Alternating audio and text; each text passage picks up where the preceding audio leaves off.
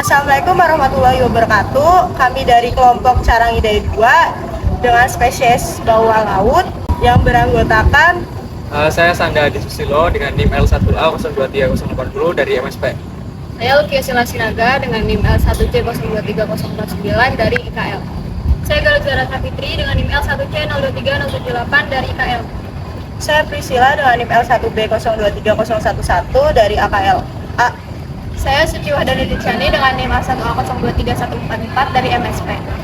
Saya Muhammad Bagus Rivaldi dengan NIM L1B023022 dari AKL. Saya Areta Udiapuri dengan NIM L1A023149 dari MSP. Saya Aliza dengan NIM L1A023023 dari MSP. Saya Aulia Rahma dengan NIM L1A023028 dari MSP. Saya Nafil Sasuciri Mandani dengan NIM L1B023026 dari AKL. Dan saya Justar Gifari dengan NIM L1A023076 dari MSP. Halo semuanya. Hai. Kita dari kelompok Carang Hidayat 2. Jadi pada hari ini kita mau ngebelah ikan sesuai dengan tugas struktur kita dari mata kuliah ichtiologi. Terus tonton kita ya. Dadah. Ikan bawah laut atau nama ilmiahnya Parastromatheus niger memiliki klasifikasi sebagai berikut. Kingdom Animalia, Phylum Chordata, kelas Actinopteridae, ordo Carangiformes, famili Carangidae, genus Parastromatheus, spesies Parastromatheus niger. Di bagian kepala ikan bawal terdapat mata yang digunakan sebagai alat indera untuk melihat. Lalu terdapat hidung, terdapat mulut yang digunakan sebagai salah satu organ pencernaan di dalam mulut. Ikan bawal terdapat gigi bergerigi yang runcing yang digunakan untuk memotong makanannya, yaitu daging.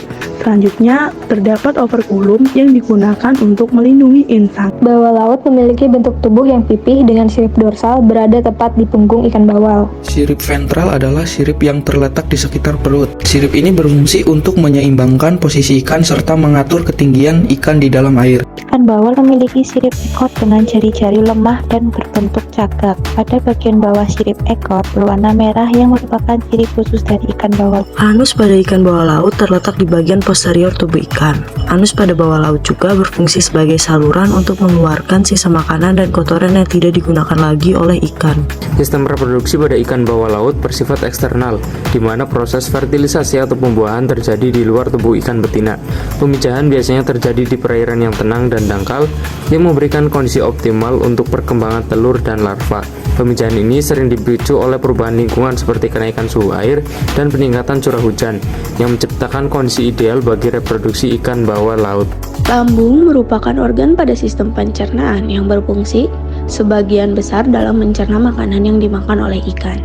Pada ikan, organ ekskresi dapat berupa ginjal, insang, dan hati.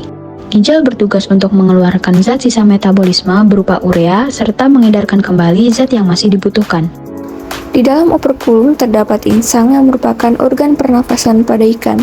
Sedangkan hati berperan untuk detoksifikasi dan memecah bahan kimia atau racun yang masuk ke dalam tubuh ikan. Pada video kali ini, pada ikan bawah laut, organ sistem ekskresi yang kami temukan yaitu insang dan hati. Ikan bawal laut atau ikan bawal hitam memiliki rata-rata panjang usus yaitu di antara 0,22 sampai 0,73 cm, yang menunjukkan bahwa ikan bawal laut termasuk ke dalam jenis hewan karnivora.